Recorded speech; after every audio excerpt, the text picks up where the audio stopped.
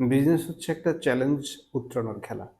কারণ বিজনেস করতে যখনই আপনি নামবেন, তখন চারদিক থেকে নানান রকম চ্যালেঞ্জ আপনাকে অ্যাটাক করবে। এখন এখানেই দেখার বিষয় যে আপনি প্রত্যেকটা চ্যালেঞ্জকে কিভাবে ডিফিউজ করেন, সেগুলোকে কিভাবে মোকাবিলা করেন, করে কিভাবে এগিয়ে যেতে পারেন। আমি আজকে ছোট্ট একটা প্র্যাকটিস নিয়ে কথা বলবো, যেটা বিজনেস ওনার্সের প্র্যাকটিস করা উচিত। চ্যালেঞ্জটা আসলে আপনার চারদিক থেকে আসবে, বাট আপনার চ্যালেঞ্জ কাদের সাথে, কার সাথে? আপনার চ্যালেঞ্জটা অবশ্যই আপনার সাথে হওয়া উচিত, যে আপনি নিজে কতটা এগিয়ে যেতে পারছেন। বিজনেসের অন্যতম গুরুত্বপূর্ণ একটা বিষয় হচ্ছে সময়টাকে সঠিকভাবে ব্যবহার করা, পুঙ্খানুপুঙ্খভাবে ব্যবহার করতে পারা, প্রত্যেকটা মিনিট সেকেন্ডের হিসাব করতে পারা। আপনি যদি একটা জিনিস খেয়াল করে দেখেন, আপনি ফোনে যখন কথা বলেন, মোবাইল অপারেটররা কিন্তু প্রত্যেকটা সেকেন্ড হিসাব করে আপনার টাকাটা কেটে নেয়। ওরা কিন্তু ওই বাতাসে বিক্রি করে একদম সেকেন্ড হিসাব করে বলে। আপনার মুনশিয়ানাও দেখাতে হবে ওখানে, যে আপনি আপনার প্রত্যেকটা দিনের প্রত্যেকটা মুহূর্ত কতটা ইফেক্টিভ ভাবে ব্যবহার করতে পারছেন, সেটা হচ্ছে ইম্পর্ট্যান্ট। তো এখানে প্রথমেই দেখতে হবে যে আপনাকে আগে মূল্যায়ন করতে হবে। আপনি যদি আগে দৌড়ে চলে যান আপনার টিম কিভাবে কাজ করছে, তাদের তাদের সময় কিভাবে মূল্যায়ন করা হচ্ছে, কিভাবে কাজে ব্যবহার করা হচ্ছে সেটা দেখতে, তাহলে হবে না। আপনাকে দেখতে হবে যে আপনার সময়টা আপনি কতটা ইফেক্টিভলি ব্যবহার করতে পারছেন। তো ফার্স্ট থিং আপনি এটা দেখবেন, এই মুহূর্তে আপনি আপনার প্রতিষ্ঠানের জন্য নিশ্চয়ই কোনো একটা দায়িত্ব আপনি পালন করছেন। কোন কাজটা আপনি করছেন, যে কাজটা আপনি করছেন, আপনি কি সেই কাজের জন্য উপযুক্ত, নাকি আপনি যে কাজের জন্য উপযুক্ত তার চেয়ে কম উপযুক্ত কাজটা আপনি করছেন? মানে ধরেন আপনি আরো বিগ সাইজের ক্যানভাসে কাজ করার ক্যাপাসিটি রাখেন, তা না, আপনি সারা বছর এক গাড়ি ঠেলে চলেছেন, যে গাড়িটা আপনার ঠেলার কোনো প্রয়োজনই নাই।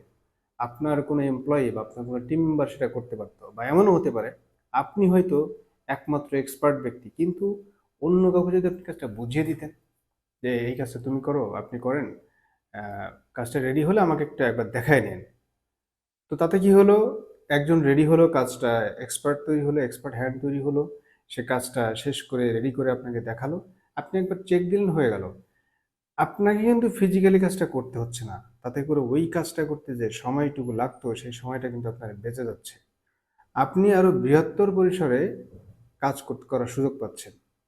এই সময়টুকু আপনাকে আবার কাজে লাগাতে হবে, নতুন নতুন আইডিয়া জেনারেট করতে হবে। কারণ হচ্ছে আপনার যারা কম্পিটিটর রয়েছে মার্কেটে, তারা যেভাবে বিজনেস করছে, সেম জিনিস নিয়ে আপনিও বিজনেস করছেন।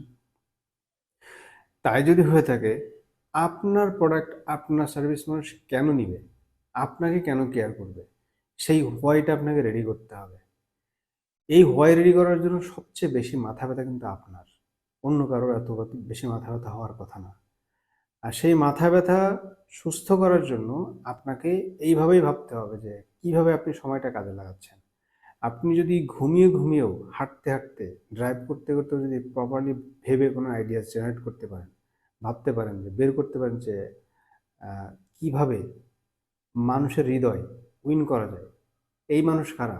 যারা আপনার ভোক্তা, যারা আপনার কাস্টমার, তাদের হৃদয়, যারা আপনার ক্লায়েন্ট, তাদের হৃদয় কিভাবে উইন করা যায়, সেই আইডিয়া যদি আপনি বের করতে পারেন, ইউনিক আইডিয়া, তাহলে কিন্তু একটা বিরাট সাকসেস। সো এই জায়গাটা করতে হলে আপনি নিজেকে আগে মূল্যায়ন করেন যে আপনি যে কাজটা করছেন, আপনি কি আরো বিগার কোনো ক্যানভাসে কাজ করার কথা না, নাকি আপনি যে কাজটা করছেন সেটা অন্য কারোর দিয়ে করালে আরো বেটার রেজাল্ট হবে। এই জিনিসটা ভাবতে হবে।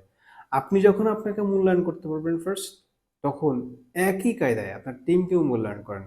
যে কাজটার দায়িত্ব আপনি একজনকে দিয়েছেন, আসলেই কি তাকে দেওয়া উচিত হয়েছে, নাকি তার চেয়ে লোয়ার লেভেলের কাউকে দেওয়া উচিত ছিল, নাকি তার চেয়ে হায়ার লেভেলের কাউকে দেওয়া উচিত ছিল? আউটপুটটা ইম্পর্ট্যান্ট। সঠিক পার্সনকে কাজ দিয়ে সঠিক আউটপুটটা কিন্তু আপনি আনতে হবে। এক। দুই হচ্ছে, ওভার কোয়ালিফাইড কাউকে ছোট কাজ দিয়ে বসিয়ে রাখা যাবে না। এতে আপনার বিশাল একটা লস হবে, এটা আপনি সহজে ধরতে পারবেন না। কিন্তু আপনি যদি একবার চিন্তা করেন যে ওভার কোয়ালিফাইড কাউকে একটা ছোট কাজ দিয়ে রেখেছেন, তার কাছ থেকে আপনি 10 টাকা আর্ন করছেন, অথচ তার কাছ থেকে আপনি যদি প্রপার কাজটা তাকে দিতে পারতেন, তাহলে 100 টাকা আর্ন করতে পারতেন। এবার আপনি চিন্তা করেন যে মাসে কত, বছরে কত, এবার যদি ক্যালকুলেট করেন, তাহলে আপনার লসটা বের করতে পারবেন। আপনি যে সবসময় যে প্রতি মাসে প্রোডাক্ট বেচাকেনা করে যে প্রফিট হিসাব করবেন, লস হিসাব করবেন তা না।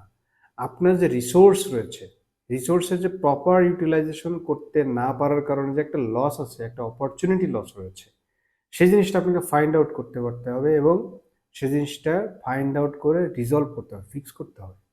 আদারওয়াইজ এই যে একটা ফুটো তৈরি তৈরি হয়ে থাকে, যদি আপনার বিজনেসকে বিশাল একটা ঝুড়ি ধরেন, একটা পাত্র ধরেন, তাহলে এই যে ফুটো, এগুলো হচ্ছে ফুটো, ছিদ্র, যেগুলো আপনি হয়তো হঠাৎ করে দেখতে পারেন না। যে প্রপার ইউটিলাইজেশন, আপনার যতগুলো রিসোর্সেস রয়েছে সেগুলোর প্রপার ইউটিলাইজেশন করতে না পারার কারণে যে ছিদ্র তৈরি হয়, সেই ছিদ্র দিয়ে কিন্তু আপনার প্রচুর পরিমাণে বিজনেসের অপরচুনিটি বেরিয়ে যায়, লস হয়, যেগুলো ধরতে না পারলে বিজনেস কাঙ্ক্ষিত লেভেলে গ্রো করবে না।